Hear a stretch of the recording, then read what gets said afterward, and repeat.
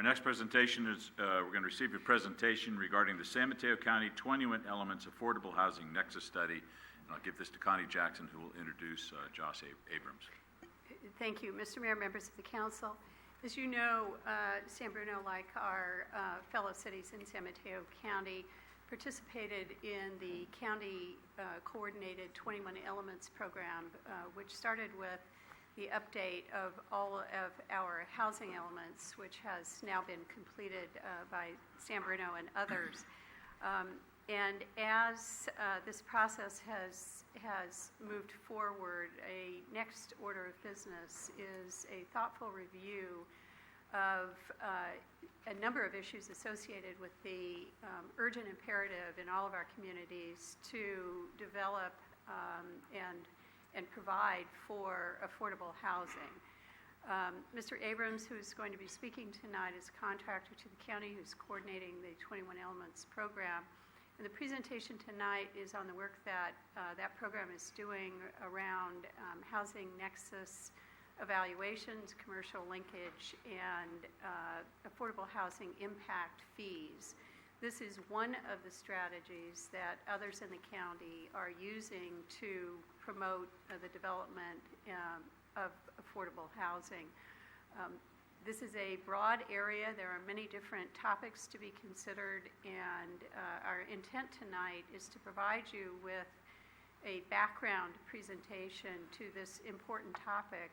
We will be coming back to the City Council, and we hope that Mr. Abrams will join us again for a more detailed discussion-oriented program once we have information that's now being developed for us that will recommend specific impact fees for San Bruno. We hope to have that information within the next week, and we look forward to bringing this topic along with other affordable housing development and provision strategies to you within the next several months. So with that, I'll introduce Mr. Abrams, and he has a PowerPoint presentation that he'll walk through with you. Great, thank you very much. I'm excited to be here. I appreciate you taking the time to discuss this important issue. If you want to move to the next slide.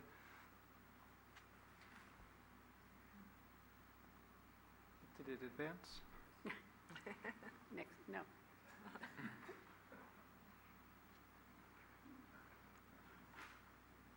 It's advancing on his computer for those who don't see.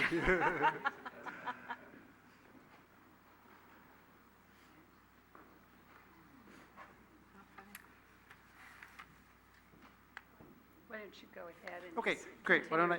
Sure. So I'm just going to start real quickly with a little bit of background about affordable housing and the need. Talk some about what we're calling the Grand Nexus study, the methodology, and some of the fees that are coming out. Other cities have their recommendations. San Bruno should have it soon. Then talk real briefly about next steps. The good place to start is 21 Elements. 21 Elements is a multi-city collaboration of all the cities in the county about housing policy. Staff people who work on housing policy get together to discuss both housing policy and housing planning. We helped all the cities write their housing elements, and we're now helping with some implementation projects where there's common interest between the cities about a housing policy. We'll help research or bring model language.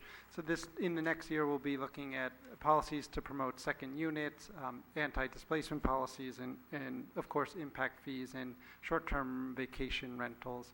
We don't try and force cities to do anything. It's just providing best practices, options cities can learn from each other, and also help them learn from people outside the region.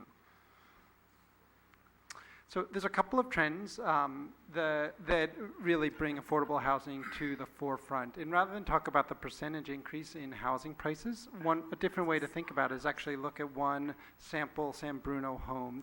It's not actually the one pictured, but it's in Pacific Heights, and I traced its history from it was built in the 1950s, but just the cost of what it's sold for over the decades to see how it's changed. And I corrected all the money so they're in 2015 dollars. So if I say you needed $50,000 to buy the house, that's $50,000. That's equivalent to today. So why don't we click?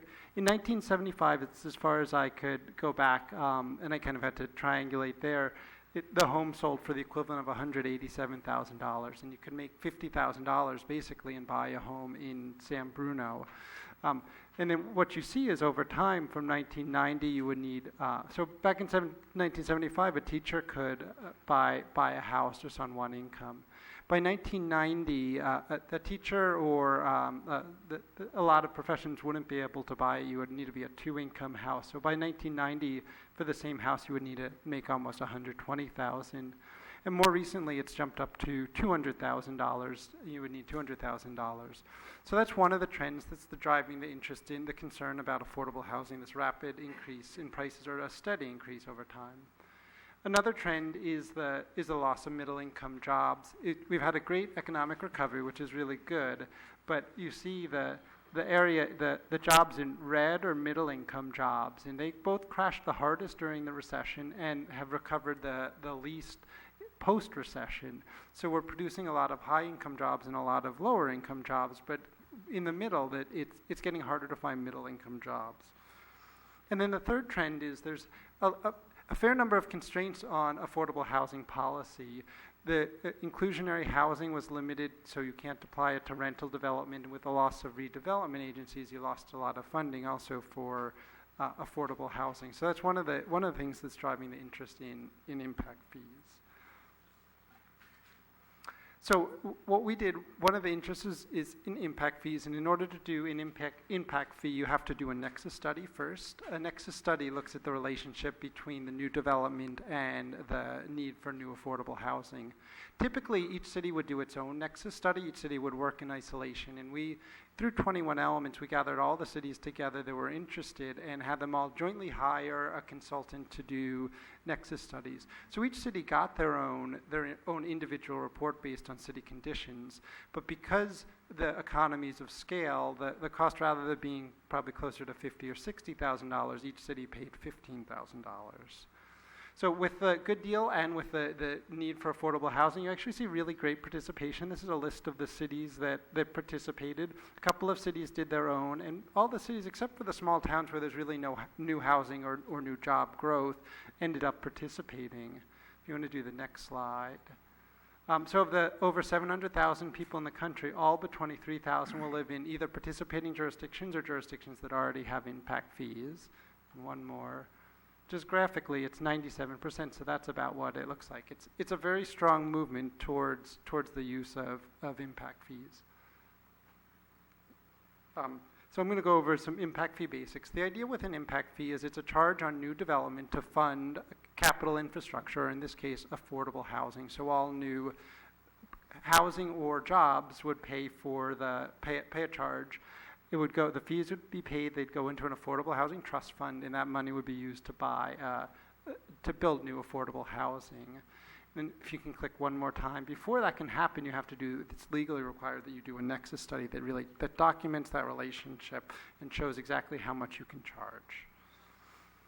So the Grand Nexus study, it calculates the new fees, and the idea here is, again, it's on new development and to mitigate the impact of that new development. We studied both commercial, so new jobs, and what their impact is, and new housing. It's customized for each jurisdiction, if you want to click on that. Wherever possible, we use local data. Each city got their own report, and wherever possible, again, we put in local information. The residential linkage fee, the idea is that new residential development, there'll be jobs associated with that new development, and some of those jobs will pay low-income wages. So it could be landscaping or childcare, or it could be food service jobs that'll come if you have new growth. And so the market's not providing new affordable housing, so you look at what the need associated with those new jobs are to figure out how much housing is needed. And with the commercial, it's a similar idea, but it's just one step shorter. You look at new commercial development and the salary of the employees, and then of new affordable housing need based on that. We also did a feasibility study. A feasibility study helps set the fees. So the Nexus study will do the legal maximum, but most cities won't want to charge the legal maximum. And a feasibility study will tell you what level you can put the fees at without adversely impacting development. So development can still happen even though some fees are paid. So it's kind of a balancing act to come up with a feasibility study. And again, the goal is to make sure new development still is possible in the city, because if there was new development, you wouldn't get any fees to start with, and it would defeat the purpose of doing the impact fees. A number of policy considerations go into figuring out what the fee should be. One is the feasibility. Also, you can look at your existing fee structure. You can look at what your neighboring cities are doing. You can think about your affordable housing objectives. Some cities will want to set the fee higher and give developers the option of actually producing a unit instead. Some cities prefer to have the money in their trust fund so they can issue a RFP and have kind of use outside leverage to get a little more. And you want to, if you do a commercial and a residential fee, you want to make sure that you're still under the maximum, because there would be the potential to double count. So the study looks and makes sure there's not, that you don't double count. Looking at some of the neighboring cities, for residential, they're often around $20 a square foot. Some of the cities have been increasing it because of the strong economy. So a couple of cities lately have done $17 a square foot. Redwood City just passed it last night, and they were, I think, 15 to 20, but I'm not sure the numbers that Redwood City did. And the next slide. Commercial fees tend to vary a little more, but often also cluster somewhere around that 20 for the cities with a stronger market. So the draft results from the study, this is from all the cities, not San Bruno. San Bruno's report will be out probably in about the next week.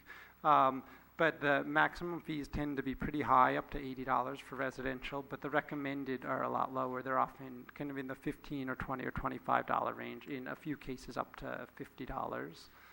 And then for commercial, the Nexus maximum is really high, often over 100, and the reasonable fee is a lot lower. You'll see that the office climate in most cities is a little stronger, so it can justify a higher fee, or it can support a higher fee, but the retail and hotel, the market's not as strong, so the feasibility numbers are a little lower for that. One of the most common questions I get asked is about the impact of fees on new development.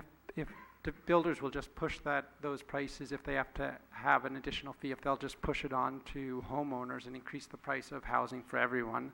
It's something that's been studied a lot in a lot of different contexts, and economists pretty well agree that developers don't have the option to arbitrarily increase prices. If we want to go to the next slide and one more. So if you look at all the prices, all the homes for sale in San Mateo County, a developer, when they're pricing their unit, they have to compete against those. 95 or 99% of the environment's built at any one time. And if a developer arbitrarily increased their price $20,000 or $10,000 or whatever the fee is, they would have a hard time selling the unit.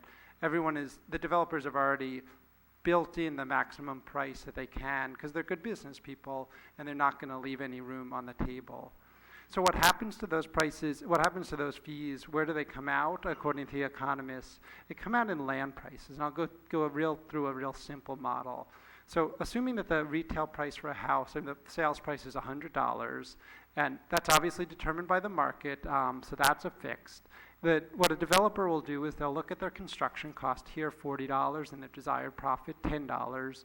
And whatever's left, that's what they'll offer to pay for land. So in this case, $50. They're not going to work for less than their desired profit, and they can't control their construction costs. So here they have $50 to pay for land and still make their profit and make development happen. In the second example, we've increased the construction cost by $5. So the sales price is still controlled by the market. It's still $100. The construction and fees is now $45. The desired profit's $10.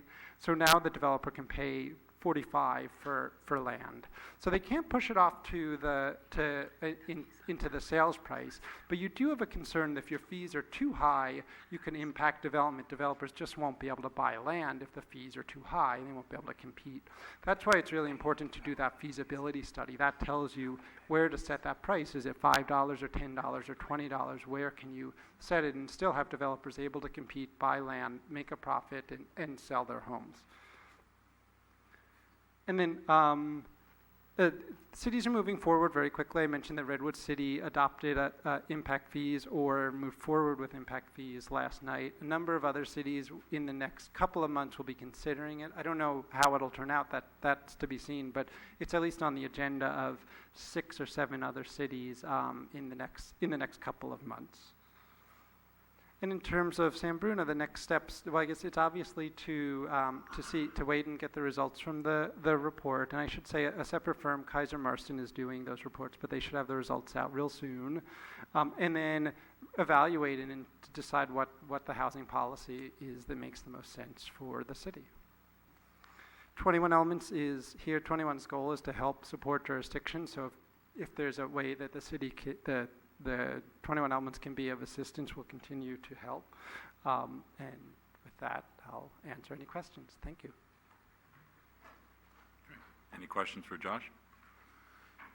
Well, we sure need affordable housing, so we look forward to our particular study and hopefully working with you in the future. Thank you very much. Oh, Irene? through the chair. Thank you. Do you know of what impacts the fees have had on other cities, how much they've collected and how much affordable housing? I believe San Jose has had a significant and long-term development fees. Sure. Mountain View, it really depends on how much development happens in the city. Mountain View collects, I think, about $10 million a year. I actually looked at the numbers of a development that's been approved or under construction in San Mateo County. So these are actually real projects that are moving forward, and looked at if all the cities applied impact fees comparable to their neighbors, say $20 a square foot for residential and $5 for hotel or whatever the neighbors are charging. And then so multiply those two numbers, how much development has happened and what the fees are. And it would have been $477 million. It's such a high number, it's actually hard to believe. But there's so much development happening in the county right now that applying those fees is, and then this is from the San Francisco Business Times. They had an article where they listed all the proposed under construction or approved projects. And so that's one estimate. Another estimate is they listed proposed projects. So proposed projects are obviously, they're less solid, but there's another $450 million in proposed developments that if they move forward, fees could be collected on them. So it's a lot of money, especially in this really strong development climate we have right now. Okay, thank you. So if I could Ken? also, I think it's a different question, but what is the environment with the development community? I mean, are they just accepting it and thinking, well, geez, as long as the business is booming, we'll pay it? Yeah, so right, it's a great question. So basically, whatever assumptions were put in the pro formas or when they bought land, the rents have outpaced those. So developers are very, very eager to move development forward quickly because in case things go down, they want to get it into the market now. Most cities that are moving towards impact fees, the building industry will send them a letter saying we have legal concerns with this, we don't think it's a good policy. But then they'll also testify that if you do a fee compared with your neighbors, we feel like we can live with that. So that happened in Foster City and a number of cities. Like there's two levels. Like don't do it at all, but if you do it, don't go over the top. Great.